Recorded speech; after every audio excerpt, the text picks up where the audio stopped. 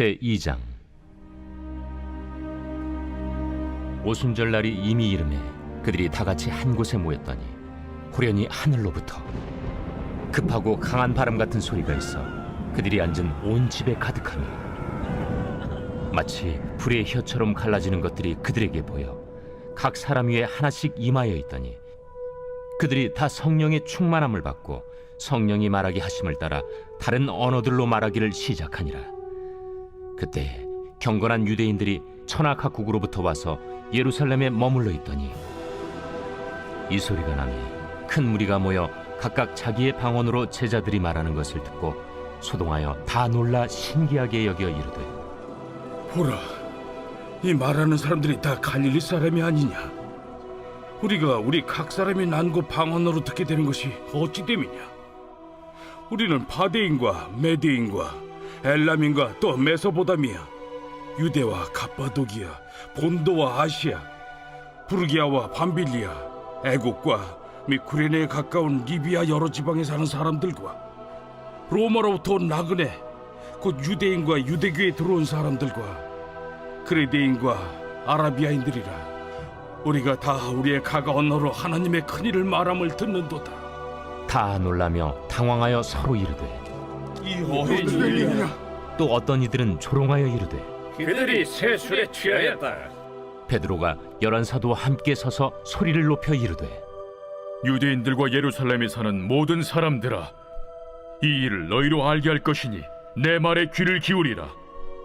때가 제3시니 너희 생각과 같이 이 사람들이 취한 것이 아니라 이는 곧 선지자 요엘을 통하여 말씀하신 것이니, 일러스되 하나님이 말씀하시기를 말세에 내가 내 영을 모든 육체에 부어주리니 너희의 자녀들은 예언할 것이요 너희의 젊은이들은 환상을 보고 너희의 늙은이들은 꿈을 꾸리라. 그때 내가 내 영을 내 남종과 여종들에게 부어주리니 그들이 예언할 것이요 또 내가 위로 하늘에서는 기사를 아래로 땅에서는 징조를 베풀리니 곧 피와 불과 연기로다. 주의 크고 영화로운 날이 이르기 전에 해가 변하여 어두워지고 달이 변하여 피가 되리라. 누구든지 주의 이름을 부르는 자는 구원을 받으리라 하였느니라. 이스라엘 사람들아, 이 말을 들으라.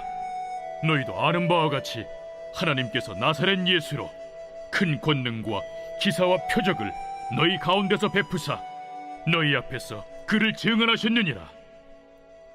그가 하나님께서 정하신 뜻과 미리 아신 대로 내준 바 되었거늘 너희가 법 없는 자들의 손을 빌려 못 박아 죽였으나 하나님께서 그를 사망의 고통에서 풀어 살리셨으니 이는 그가 사망에 매어 있을 수 없었음이라. 다윗이 그를 가리켜 이르되, 내가 항상 내 앞에 계신 주를 배웠으며 나로 요동하지 않게 하기 위하여 그가 내 우편에 계시도다. 그러므로 내 마음이 기뻐하였고 내 혀도 즐거워하였으며 육체도 희망에 거하리니 이는 내 영혼을 음부에 버리지 아니하시며 주의 거룩한 자로 썩음을 당하지 않게 하실 것이미로다. 주께서 생명의 길을 내게 보이셨으니 주 앞에서 내게 기쁨이 충만하게 하시리로다 하였으므로 형제들아, 내가 조상 다윗에 대하여 담대히 말할 수 있노니 다윗이 죽어 장서되어 그 묘가 오늘까지 우리 중에 있도다. 그는 선지자라 하나님이 이미 맹세하사 그 자손 중에서 한 사람을 그 위에 앉게 하리라 하심으로 알고 미리 본고로 그리스도의 부활을 말하되 그가 음부에 버림이 되지 않고 그의 육신이 썩음을 당하지 아니하시리라 하더니 이 예수를 하나님이 살리신지라. 우리가 다 이 일의 증인이로다. 하나님이 오른손으로 예수를 높이심에 그가 약속하신 성령을 아버지께 받아서 너희가 보고 듣는 이것을 부어주셨느니라. 다윗은 하늘에 올라가지 못하였으나 친히 말하여 이르되, 주께서 내 주에게 말씀하시기를 내가 내 원수로 내 발등상이 되게 하기까지 너는 내 우편에 앉아있으라 하셨도다 하였으니, 그런즉 이스라엘 온 집은 확실히 알지니 너희가 십자가에 못 박은 이 예수를 하나님이 주와 그리스도가 되게 하셨느니라. 그들이 이 말을 듣고 마음에 찔려 베드로와 다른 사도들에게 물어 이르되 형제들아, 우리가 어찌할꼬? 너희가 회개하여 각각 예수 그리스도의 이름으로 세례를 받고 죄 사함을 받으라. 그리하면 성령의 선물을 받으리니 이 약속은 너희와 너희의 자녀와 모든 먼데 사람 곧 주 우리 하나님이 얼마든지 부르시는 자들에게 하신 것이라. 또 여러 말로 확증하며 권하여 너희가 이 패역한 세대에서 구원을 받으라. 그 말을 받은 사람들은 세례를 받음에 이날에 신도의 수가 3,000이라 더하더라. 그들이 사도의 가르침을 받아 서로 교제하고 떡을 떼며 오로지 기도하기를 힘쓰니라. 사람마다 두려워하는데 사도들로 말미암아 기사와 표적이 많이 나타나니 믿는 사람이 다 함께 있어 모든 물건을 서로 통용하고 또 재산과 소유를 팔아 각 사람의 필요를 따라 나눠주며 날마다 마음을 같이하여 성전에 모이기를 힘쓰고 집에서 떡을 떼며 기쁨과 순전한 마음으로 음식을 먹고 하나님을 찬미하며 또 온 백성에게 칭송을 받으니 주께서 구원받는 사람을 날마다 더하게 하시니라. 오늘의 말씀 사도행전 2장의 말씀입니다. 이 세상에서 가장 귀한 축복, 가장 귀한 만남은 무엇일까요? 바로 내 곁에서 우리의 구원을 돕고 우리가 하는 모든 일에도 힘과 능력을 주시는 성령님을 만나는 일일 것입니다. 예수님께서는 십자가의 사명을 완수하시고 승천하실 때 제자들에게 이렇게 말씀하셨습니다. 너희는 떠나지 말고 성령을 기다리라. 이 약속의 말씀 때문에 우리는 지금도 우리를 만나주시고 만져주시는 성령님의 도우심을 받을 수 있게 된 겁니다. 처음 이 말씀을 듣고 예루살렘에 모여 기다렸던 사람들은 무려 500명이나 되었습니다. 사람들은 의심 반 기대 반으로 성령님을 기다리고 있었습니다. 그러나 하루 이틀 열흘이 지나도 오시지 않는 겁니다. 그래서 하나둘씩 떠나기 시작했습니다. 결국 120명만 그 자리에 끝까지 남게 되었는데 바로 그들이 성령을 받게 된 겁니다. 성경이 말하길 오순절날 드디어 성령님께서 임재하시는데 하늘로부터 급하게 강한 바람 같은 소리가 나며 마치 불의 혀처럼 갈라지는 것이 그들 120명에게 임하여 시작되는데 그것이 너무나 강력하고 뜨거워서 막 자기 몸을 주체할 수 없는 겁니다. 성령께서 각기 다른 언어로 말하게 하시고 또 그동안 모든 의심의 뿌리들을 태워주셔서 확실한 믿음을 주신 겁니다. 바로 그들이 성령님, 즉 하나님이시고 예수님이신 성령님을 다시 만난 겁니다.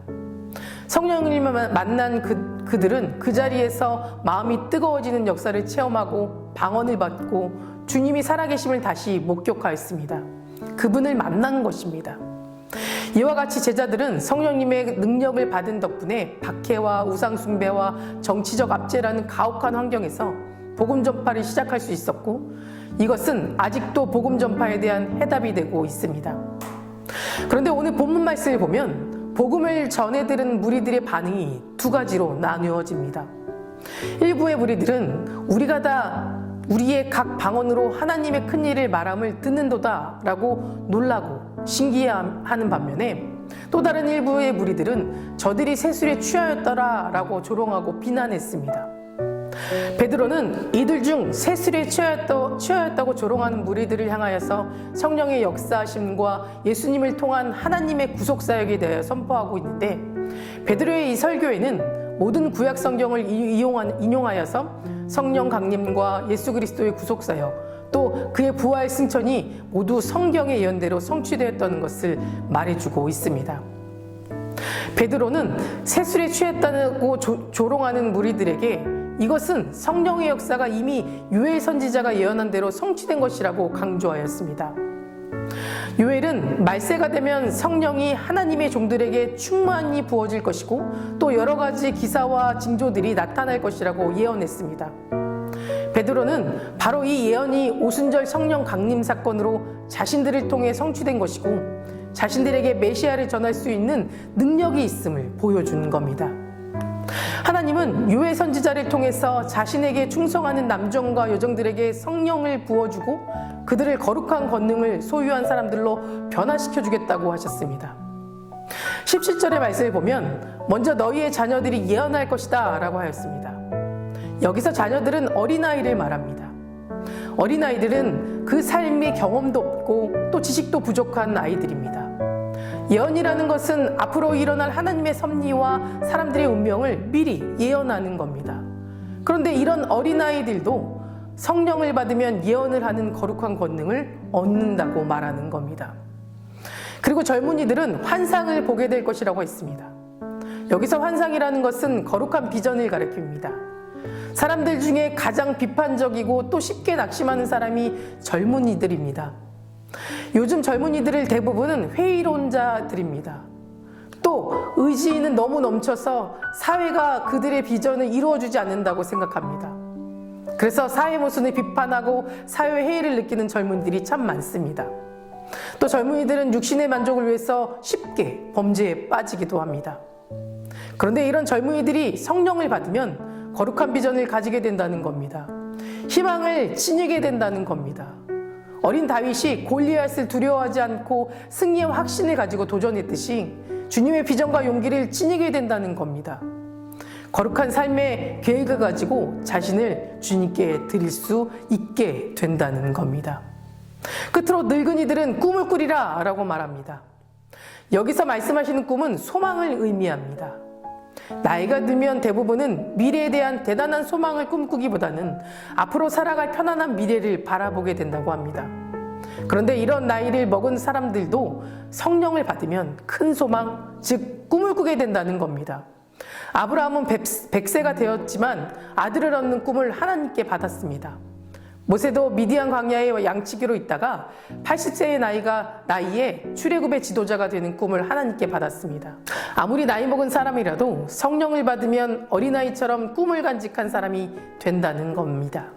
다시 말해 천국의 소망, 영생의 소망이 그들을 즐겁게 만들어 줍니다. 이렇듯 성령을 받으면 사람들은 거룩한 삶의 권능을 누리게 될 줄 알게 됩니다. 베드로는 요엘 2장 32절을 인용해서 누구든지 주의 이름을 부르는 자는 구원을 얻으리라 라고 선포하고 있습니다. 누구든지 그리스도를 믿는 자들은 성령을 선물로 받고 구원받는 자들이 될 수 있다라는 기쁜 소식을 전하는 겁니다. 이 내용이 바로 복음, 즉 기쁜 소식입니다. 복음의 중심은 예수 그리스도 한 분입니다. 22절과 24절에는 베드로가 선포한 복음의 핵심 내용이 적혀 있습니다.